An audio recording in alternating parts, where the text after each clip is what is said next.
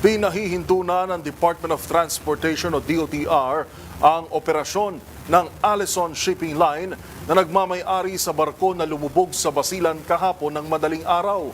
Kasabay niyan, magsasagawa na rin ng full-blown investigation upang mapanagot ang mga mapatutunayang may sala.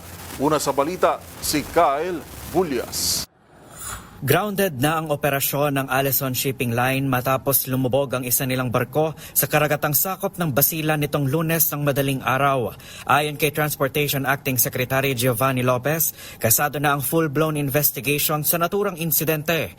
Inatasan na nito ang Maritime Industry Authority na magsagawa ng safety audit at inspection sa naturang kumpanya sa loob ng 10 araw. Bukod dito, pinagsusumite rin ang Marina ng Maritime Safety Audit ng buong domestic fleet sa Pilipinas. Ayon kasi sa Marina, epektibo ang Safety Compliance Certificate ng Allison hanggang sa buwan ng Oktubre ngayong taon. Pero sa hawak na dokumento ni Lopez, mayroon ng 32 maritime incident ang Allison mula noong 2019, kabilang na ang paglubog ng MV Tricia Kirstine 3. Tiniyak ni Lopez na mapapanagot ang sino mang mapapatunayang may sala sa naturang insidente sa panigma ng pamahalaan o sa shipping company.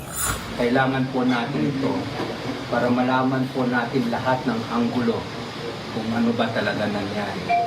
At kailangan din po natin malaman ang pananagutan ng lahat ng panig, mapagobyerno man o mapaship po.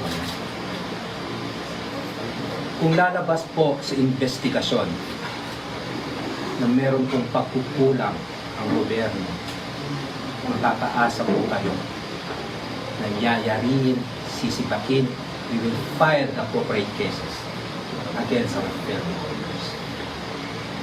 We are exacting accountability and we will be very accountable. Ganun din po sa panig ng ship owner. Kung lalabas sa investigasyon na meron silang pagkukulang, they will expect the full force of the law also. Sa pinakahuling datos ng Philippine Coast Guard, 18 na ang kumpirmadong nasawi sa insidente, kabilang na ang isang 6 na buwang gulang na sanggol. 10 pa ang nawawala habang 316 naman ang na-rescue na ng mga otoridad. Kabilang sa mga nawawala ang kapitan ng barko, 8 tripulante at isang Coast Guard Marshal.